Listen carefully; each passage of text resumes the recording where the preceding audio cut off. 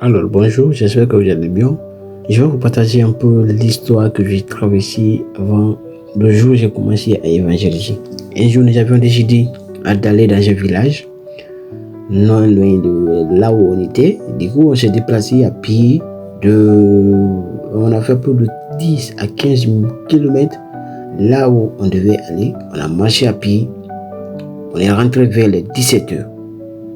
Mais c'était pas facile parce que là, on avait marché, il y avait des gens qui étaient là, ils avaient tous la fatigue dans la tête. Et je disais, bref, on est fatigué, on doit s'arrêter, on doit se retourner.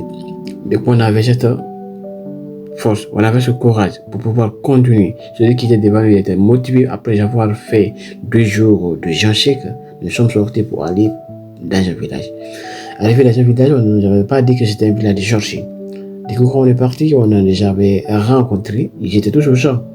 On est même allé pour aller voir le chef du village parce que c'est l'objectif principal. Quand tu pars dans un village, il faut que tu puisses aller rencontrer le chef du village. Si tu ne veux pas ça, il va venir te récupérer et puis te mettre en prison.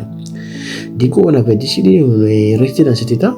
Le chef du village n'était pas au village, il n'était pas au champ.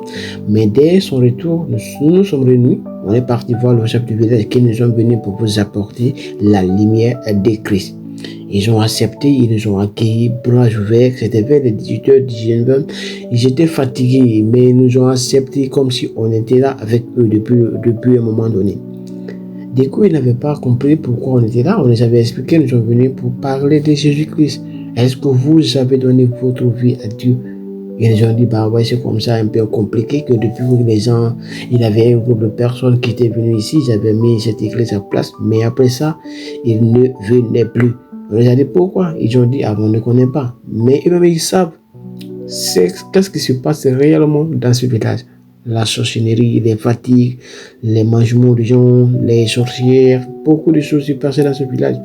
Du coup, nous, on est rentrés, on a parlé au chef du village, il nous a donné la place, la maison des jeunes, on était là-bas. Mais on avait autre maison là où on pouvait passer la nuit. Je me rappelle à l'époque où on avait passé la nuit. Moi, j'avais passé la nuit dans 2 fauteuils associés où j'ai passé la nuit merveilleusement dans les meilleures conditions. Mais avant que l'action ne se passe, l'action de l'évangélisation, il y avait une grosse pluie, une pluie qui est venue, oh mon gars, une grande pluie, très énorme, sans stop, non stop, nous fatiguer en ce moment-là. On a commencé. On avait rentré les micros, les bacs, tout était rentré. Mais nous, on était là sous la pluie. La pluie nous a fatigués. Ils étaient avec nous. Ils ne pouvaient pas nous laisser parce qu'on était l'air étrangers. Du coup, ils sont restés avec nous. On a commencé à prier. Et le moment est venu, la pluie. Après, nous, on est rentré dans la salle de jeunesse. On était là, on priait. Du coup, on est resté là-bas. Il y avait eu des confessions, des témoignages sur témoignages, les pareils à langue. Des témoignages de Reborarabaka. C'était chaud ce jour-là. On a prié, on a dansé, on a fait des choses merveilleuses. Mais vraiment, c'était un moment immémorable, un moment inoubliable dans notre vie. C'était une histoire qu'on n'a pas passée depuis qu'on avait commencé à passer la vie avec le Seigneur. C'était un moment où chacun se disait qu'il fallait qu'on puisse atteindre cet objectif, le fait d'annoncer dans son village. Du coup, il y a une jeune fille, après la prière, le moment, il y a sa Bible qui était disparue et elle avait commencé à pleurer. Vu qu'on n'avait tous pas les mêmes niveaux de degré de foi, et elle avait commencé à pleurer en disant, bah, les gens vont me manger, les gens vont me tuer. Nous aussi, on avait commencé à se moquer. Ah, là, c'est pas mal. Tu vas rester ici, tu vas te marier avec le chef de village. Et puis c'est bon, ça ne gâte pas. Et il a commencé à pleurer. Et du coup, après, on a prié pour que la Bible puisse se retrouver. On a prié, la Bible, ça n'a pas duré. Elle avait mis ça dans son sac, elle n'avait pas vérifié. On a retrouvé la Bible. Mais vraiment, c'était un jour inoubliable de l'histoire de ma conversion. On est parti dans le village, on les a parlé, ils nous ont acceptés. Mon gars, on n'avait rien envoyé. Au retour, ils nous ont dit, vraiment, il fallait qu'on puisse implanter une église dans ce village.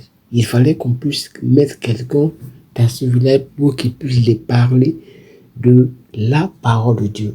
Il y a des gens qui sont assoiffés aujourd'hui. Beaucoup de personnes sont assoiffées de la parole. On refuse de les parler de la bonne œuvre de Dieu. Beaucoup de personnes sont assoiffées. Il y a des gens encore jusqu'à présent, ils n'ont jamais entendu si Dieu existe. Et ils n'ont jamais entendu parler de Christ. Donc il faut que nous sortions.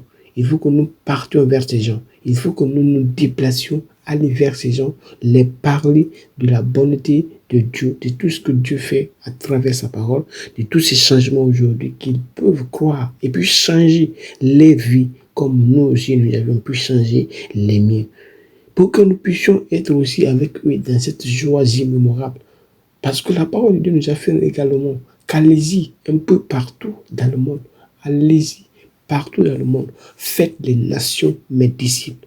Si jusqu'à présent, il y a des gens qui sont dans ce 21e siècle, jusqu'à présent, ils n'ont pas connu le Christ, sortons, allons-y, allons-y les parler de la parole de Dieu pour qu'ils puissent connaître l'avènement de Dieu puissant qui nous protège, l'avènement de Dieu qui est derrière cette manifestation glorieuse, pour qu'on puisse donner une grandiose félicitation à notre Seigneur dans les jours à venir. Ici, par exemple, que toi tu te trouves dans cette vidéo, tu as lu, tu as regardé, tu n'as pas donné ta vie à Christ. Essaye de donner le maximum. Parce que c'est évident, même si j'ai ri aujourd'hui, c'est évident que tu puisses connaître la vraie intégralité de Christ. C'est une personne géniale, celui qui a donné la vie de son fils à cause de toi. Pourquoi ne pas aller le louer, l'adorer et puis l'apprécier aujourd'hui? C'est un moment qui est aussi pas fatal parce que beaucoup de personnes l'ignorent, beaucoup de personnes n'ont pas le temps. Même si je ris avec ces mots que je vous énonce, ce n'est pas aussi compréhensible, mais comprenez vraiment que c'est facile et important que vous puissiez donner votre vie à Jésus le Seigneur parce que c'est évident, c'est évident, c'est évident, c'est évident. C'est évident, aujourd'hui, tu as taillé la vie, peut-être beaucoup de personnes ne l'ont pas reçu. Va vers ces gens, parlez, dis-les que Jésus vous aime, il vient bientôt, qui va vous aider à sortir de votre putain de galère. Il va vous aider à sortir de votre putain de vie que vous menez, de ce péché que vous menez aujourd'hui, de cet art de problème qui vous arrive. Il est le maître rédempteur de tout l'univers. Il est la seule personne. Il a dit dans sa parole que je suis le chemin, la vie et la vérité. Celui qui me suit, il aura la vie éternelle. Donc pourquoi ne pas aller vers celui qui nous donne la vie éternelle que de perdre ce temps aujourd'hui avec beaucoup de personnes?